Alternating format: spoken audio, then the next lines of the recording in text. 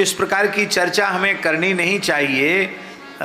कम से कम इस पवित्र आसन से हमने सुना भी नहीं ठीक से, और किसी ने कहा कि आपको कहो तो हम मोबाइल में निकाल के दिखावें, तो हमने कहा हमको देखने की आवश्यकता नहीं, हमारा मन का चिंतन बिगड़ेगा।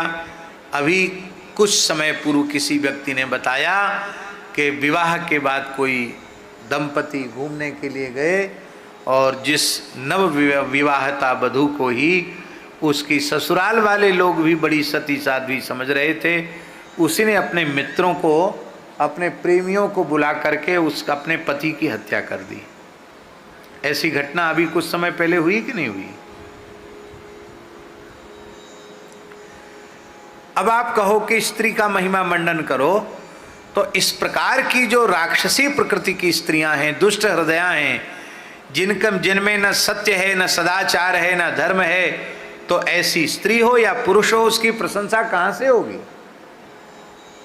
अब एक बात और हम निवेदन करना चाहते हैं। आजकल जमाना बड़ा विचित्र है।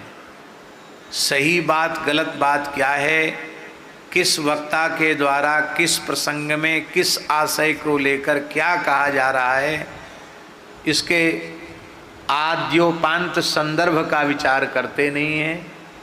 और ये सोशल मीडिया इतना खतरनाक है कि आगे की बात और पीछे की बात काट करके जितनी विवादित बात है उसी को ले लेंगे और उसी को ले करके फिर इनकलाब जिंदाबाद शुरू हो जाता है। अमुक आयोग और लड़ाई झगड़ा दुनिया भरे का शुरू हो जाता है। माताएं झगड़ा करने में एक नंबर पर, खूब लड़ी मर्दानी वह तो झांसी वाली रानी। पर झांसी वाली रानी तो स्वतंत्रता आंदोलन में लड़ी, और माताएं तो ऐसे ही खूब झगड़ा करने में कोई कसर नहीं छोड़ती हैं, तुरंत झगड़ा खड़ा कर देती हैं, कभी मनुस्मृति को लेकर, कभी रामचरितमानस को लेकर के। लेकिन मैं बहुत विनम्रता पूर्वक कह रहा हूँ कि यह जो कुछ धर्म शास्त्रों को जलाना या उनका तिरस्कार करना, ये महद अपराध है। इसका परिणाम कितने कल्पों तक नरकों में भोगना पड़ेगा नहीं कहा जा सकता है। कहीं स्त्री की निंदा नहीं है धर्मशास्त्र में, कहीं भी। किंतु जो दोष दुर्गुण से युक्त है उसकी निंदा होगी कि नहीं होगी? स्त्री हो या पुरुष हो, ब्राह्मण हो या चांडाल हो।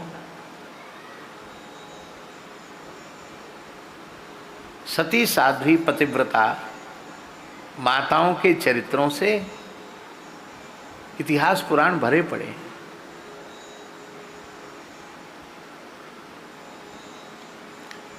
धरती के धारक 7 स्तंभ हैं।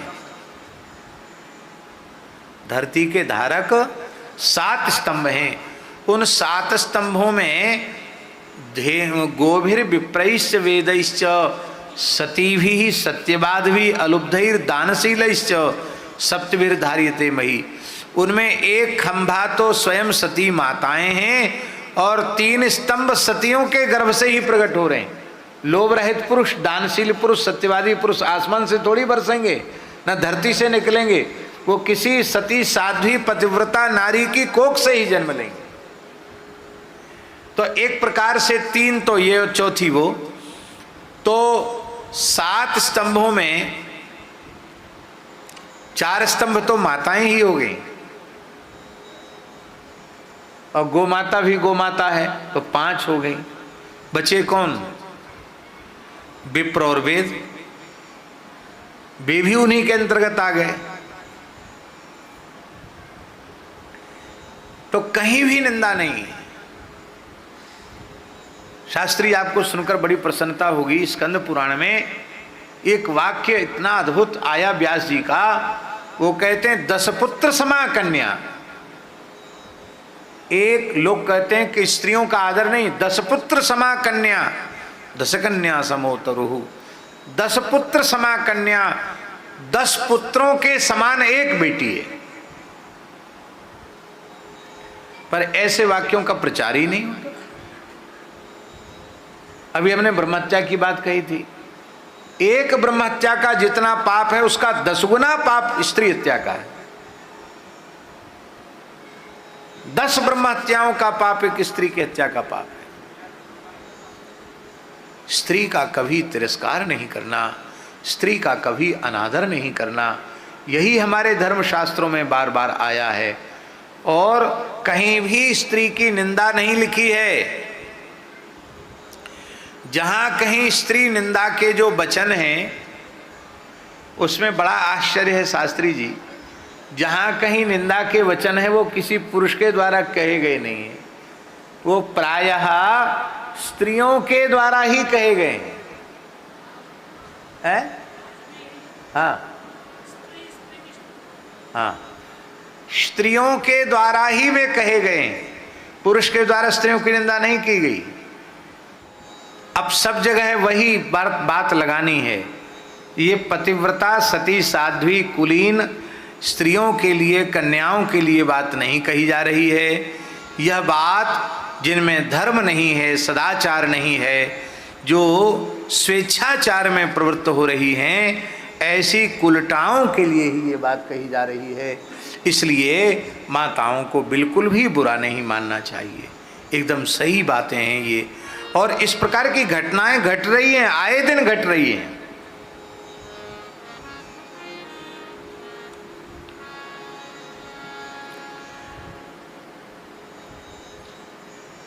बहुत पुरानी बात है, अब तो बहुत ज़्यादा घटने लगी।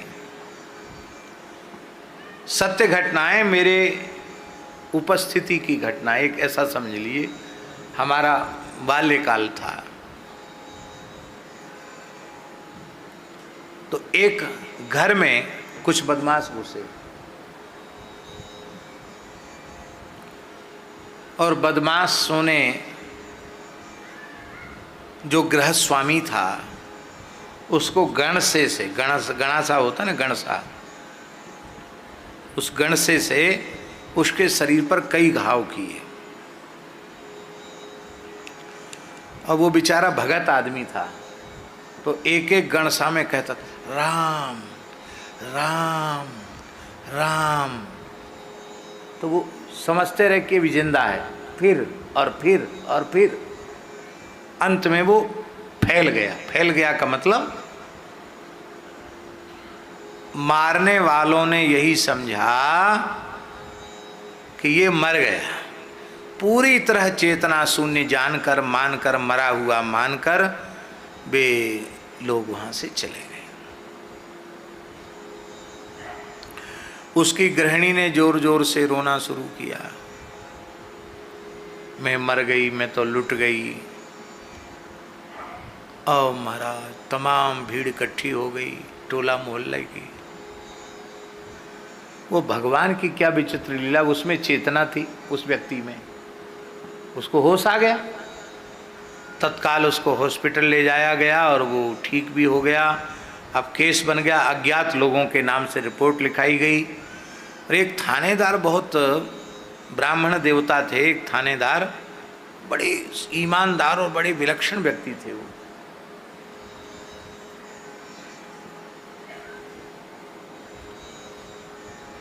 उन्होंने सारे केस सुलझ नहीं रहा था, व्यक्ति पकड़ में नहीं आ रहे थे,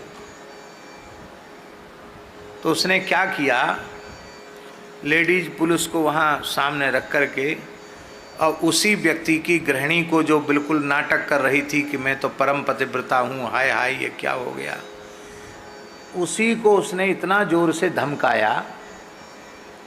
और धमकाया कुछ नहीं शास्त्री जी, लाल लाल मिर्चा सिल्लोड़ी पर पिसवा करके बोले तुम्हारी आंखों में भरेंगे, सच्ची सच्ची बात बताओ। भरा भरा कुछ नहीं, उसने सारी बात कबूल दी कि ये मेरे प्रेमी थे और ये पति मिलने में बाधक था, कई बच्चों की माँ। तो हमने फिर यही सोचा कि तुम आ जाना, गेट ऐसे ऐसे खुला रहेगा, भीतर घुस जाना, और मैं गड़ा सा बढ़िया से तैयार करके रखूँ, लाने की ज़रूरत नहीं है, ये ख़त्म हो जाएगा। बच्चे छोटे हैं, इधर उधर चले जाएंगे, फिर तुम चाहे जब मैं तुम्हारे पास आऊँ तुम हमारे पास आओ, कोई बंधन नहीं। पूरे गांव में चर्चा चल रही थी, कितना प्रेम है, देखो खा पी नहीं रही है, पछाड़ खा खा के गिरती है, मेरे पति को कोई बचा लो, मेरे पति को बचा लो, और उसी की गलती से तो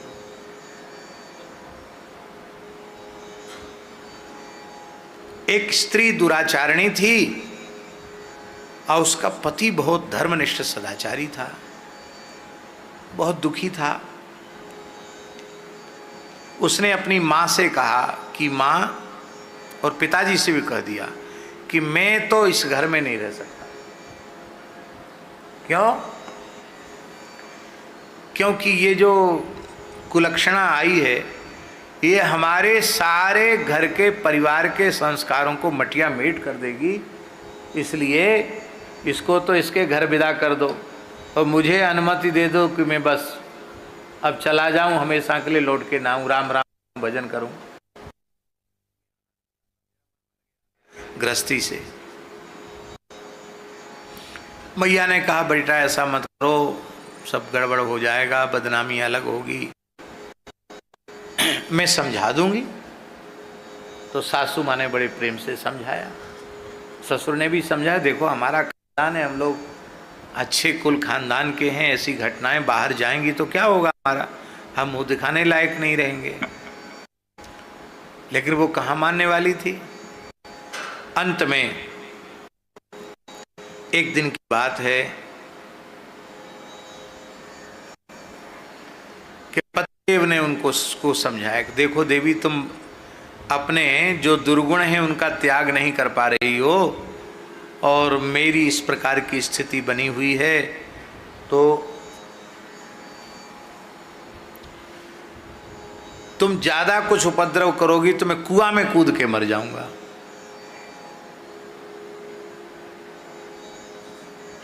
तुम्हें कुआं में कूद के मर जाऊंगा।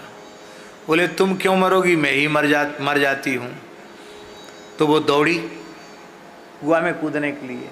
सत्य घटना सुना रहे हैं शास्त्री जी, हाँ, कोई कहानी नहीं सुना रहे हैं। कुआं में कूदने के लिए दौड़ी और उसने दौड़ करके एक बड़ा खंडा पत्थर रखा था, उसको धड़ाम से गड़ा और जोर से चिल्लाई, ए मैं मरी, और चली गई किनारे। उसके पति ने समझा कि अरे ये तो डूब गई, कूद के मर गई और अब पुलिस आएगी, अब तो भारी बदनामी होगी। उसने चारों ओर देखा तो केवल भम से आवाज आई थी कुआं में गिरने की, झम से आवाज आई और कुछ नहीं आया। स्त्री दिखाई नहीं पड़ी तो बहुत दुखी हो गया, अब क्या करूं। और उसने क्या किया स्त्री ने कि वो भीतर घुस गई, भीतर से उसने कुंडी लगा ली। आज जब वो आए तो उन्होंने देखा कि कुंडी तो बंद, खुला हुआ था दरवाजा, बंद कैसे हो गई, किसने बंद किया, लगा कहीं यही तो नहीं घुस गई। उसने खटखटाया, देवी तुमने हमको तो घबरा दिया और कि तुम कूद गई कुआं में, खोलो खोलो फाटक। वो जोर जोर से रोई, सास को ससुर को सबको जगा लिया। बोले देख लो, हम में सती सावित्री के जैसी पवित्र आत्मा हूँ, मेरे ओर तुम लोग लांछन लगाते हो, अपने पुत्र को नहीं देखते हो। अभी रात्रि के 1:30-2 बज रहे हैं, ये कहाँ से आ रहे हैं। माथा पटकने लगी। वो पुरुष इतना दुखी हुआ कि उसने तो झूठे को पत्थर पटका था, वो स्वयं कुएं में कूद के मर गया। लगता है किंतु इनके स्वेच्छाचार में रोड़ा अटकाने वाला पति हो तो उसकी भी हत्या करने में इनको संकोच नहीं होता। इनके स्वेच्छाचार में रोड़ा अटकाने वाला इनका भाई हो तो उस भाई को भी मार डालने में इनको तनिक भी संकोच होता नहीं है।